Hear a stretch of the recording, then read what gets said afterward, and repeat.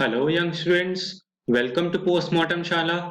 I am Prajwal Sukheja, your educator for this question. Let's read this question.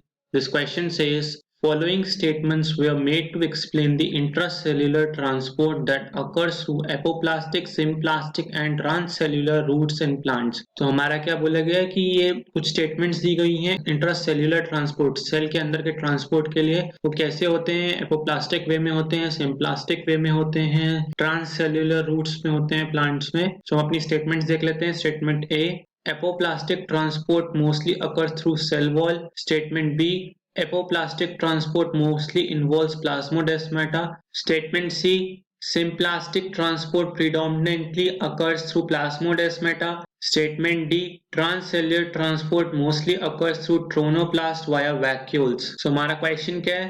Which one of the following combination of statements is correct? हमारे कौन कौन से combination सही है statements का?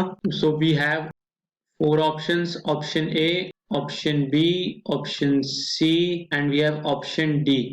तो option A में हमारा क्या है? We have statement A, B and D. Option B में हमारा statement B, C and D. Option C में है हमारा statement A, C and D. Option D में है हमारा statement A, B and C. So let's see the concept involved here. Our concept involved here is transportation in routes. Roots में कैसे transport होता है? So first of all we have the root hairs. क्या होते हैं हमारे पास? Root hairs होते हैं. रूट हेयर्स क्या होते हैं? Extensions of root epidermis. Root epidermis, तो रूट एपिडर्मिस के एक्सटेंशन होते हैं जो कि एपिडर्मिस से क्या जाता है. देन एपिडर्मिस के बाद हमारा आता है कॉर्टेक्स. कॉर्टेक्स के बाद हमारा क्या आता है? We have endodermis. एंडोडर्मिस आता है. तो ये एंडोडर्मिस में होता क्या है? We have, this is the last layer of cortex. Endodermis हमारी क्या हो गया? Last layer of cortex. तो इस एंडोडर्मिस में हमारे पास क्या होते हैं? We have the Casparian strips. We have the Casparian strips. तो ये कैस्पेरियन स्ट्रिप्स में क्या होता है? We have the deposition of किसका डिपोजिशन होता है? Water impermeable substance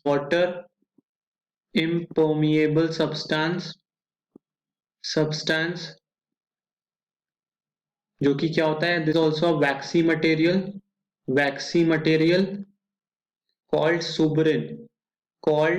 सुबरिन. तो ये सुबरिन की वजह से क्या होता है? कैस्पेरियन स्ट्रिप्स में इनका डिपोजिशन होता है. तो क्या होता है? वाटर जो ट्रांसपोर्ट होता है, water mainly transported through apoplast.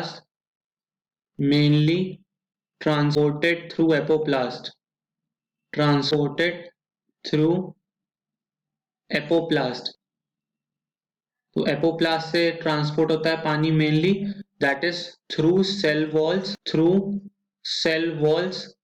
Walls और स्पेसेस से, सेल वॉल्स एंड स्पेसेस. तो फिर इसमें कैस्पेरियन स्ट्रिप्स का क्या रोल हुआ? जो कैस्पेरियन स्ट्रिप्स क्या होती हैं? Casparian strips force water and minerals through plasma membrane. जो सेल की प्लाज्मा मेम्ब्रेन है उससे फोर्स करते हैं किसके अंदर? ये किस प्लाज्मा मेम्ब्रेन की बात हो रही है? Endodermal cell. तो हमारे क्या हुआ? एंडोडर्मल सेल्स में वाटर एंड मिनरल्स चले गए. तो हमने देखा जो पानी और मिनरल्स आए थे हमारे, वो कॉर्टेक्स से किसके अंदर गए? एंडोडर्मिस के अंदर. एंडोडर्मिस से किसके अंदर गए? पेरीसाइकल के अंदर. पेरीसाइकल से कहाँ गए? प्रोटोजाइलम, मेटाजाइलम और फ्लोएम. और उसके बाद कहाँ गए? गॉट इन पिथ. तो एट लास्ट वो पिथ में चले गए. सो हमारा ये सब क्या कंस्टिट्यूट करता है? From pericycle to pith we have the stele region of root. Stele region होता है. तो अब क्या हुआ? जो water and minerals entered into cells, water and minerals entered into cells and follows symplastic pathway. आप क्या करते हैं, सिम्प्लास्टिक पाथवे को फॉलो करते हैं। Also there is transcellular transport, there is transcellular transport. तो ये ट्रांससेल्युलर ट्रांसपोर्ट क्या होता है? This is the transportation of solutes, transportation of solutes would be mineral nutrients by a cell through the cell, मतलब एक cell के through ही चला जाता है, थ्रू दी सेल। और विद इन दी सेल कहाँ से होता है? It is through the tonoplast of vacuoles. जो वैक्यूल्स की टोनोप्लास्ट होती है उससे ये ट्रांसपोर्टेशन होता है सॉल्यूट्स का, क्योंकि हमने पता है कि वैक्यूल में एक्स्ट्रा स्टोरेज भी होता है, we have extra storage of mineral nutrients within vacuoles. वो टोनोप्लास्ट के थ्रू ट्रांससेल्युलर ट्रांसपोर्ट होता है। और जो हमारा सिम्प्लास्टिक पाथवे में आ गया था पानी और न्यूट्रिएंट्स, उसमें क्या हुआ? So what happened in symplastic pathway?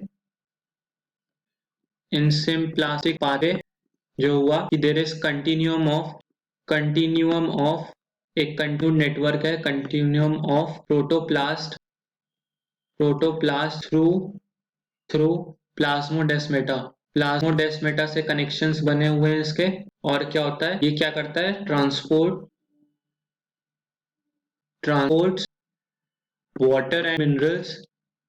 Waters and minerals को ट्रांसपोर्ट करता है from cortex into stele region, cortex से स्टील रीजन में ले जाता है सिम्प्लास्टिक पाथवे। सो हम अपने ऑप्शंस देख लेते हैं एक बार। हमारा बोला गया था कि 3 तरह के ट्रांसपोर्ट बोले गए थे, इंट्रासेल्युलर ट्रांसपोर्ट, एपोप्लास्टिक पाथवे होता है, सिम्प्लास्टिक पाथवे होता है, ट्रांससेल्युलर रूट्स होते हैं प्लांट्स में। तो स्टेटमेंट ए क्या थी हमारी? Apoplast transport mostly occurs through cell wall. Yes, हमने देखा था कि वो सेल वॉल्स और स्पेसेस के थ्रू होती है apoplastic pathway. So statement A हमारी बिल्कुल सही है। Statement B, apoplastic transport mostly involves plasmodesmata, नहीं, प्लाज्मोडेस्माटा को इन्वॉल्व नहीं करती, वो तो सिम्प्लास्टिक पाथवे इन्वॉल्व करता है। सो स्टेटमेंट बी हमारी गलत है। Statement C, symplastic transport predominantly occurs through plasmodesmata. Yes, हमारा जो सिम्प्लास्टिक पाथवे होता है वो continuum of protoplast through plasmodesmata होता है। सो हमारी स्टेटमेंट सी बिल्कुल राइट है। Statement D, transcellular transport mostly occurs through tonoplast via vacuoles. Yes, we have the storage of mineral nutrients, और जो mineral nutrients आते भी हैं वो भी इसी के थ्रू। टोनोप्लास्ट जो होती है वो मेम्ब्रेन होती है वैक्यूल की, उसी के थ्रू ट्रांससेलुलर ट्रांसपोर्ट करते हैं within the cell through the cell. तो ये हमारा स्टेटमेंट डी भी बिल्कुल राइट है। तो हमारी 3 स्टेटमेंट सही हैं, ए, सी एंड डी। तो हमारा बोला गया था which of the following combination of statements is correct? Option A, B and D. B हमारी रॉन्ग है, सो ऑप्शन ए हमारा रॉन्ग हो जाता है। Option B, C and D. B again हमारा बी स्टेटमेंट रॉन्ग है, तो हमारा ऑप्शन बी भी गलत हो जाता है। Statement C, A, C and D. Yes, हमारी ए, सी एंड डी तीनों ही स्टेटमेंट्स राइट है, तो option C is totally right. Option D, A, B and C, again हमारा बी जो है इसमें स्टेटमेंट में वो गलत है, so option D is also wrong.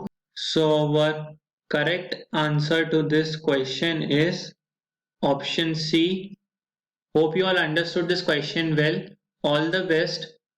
Thank you for watching. If you love the knowledge being shared here, then comment your views below. Like this video, share it among your friends, and subscribe to PMS Postmortem Shala. Happy learning.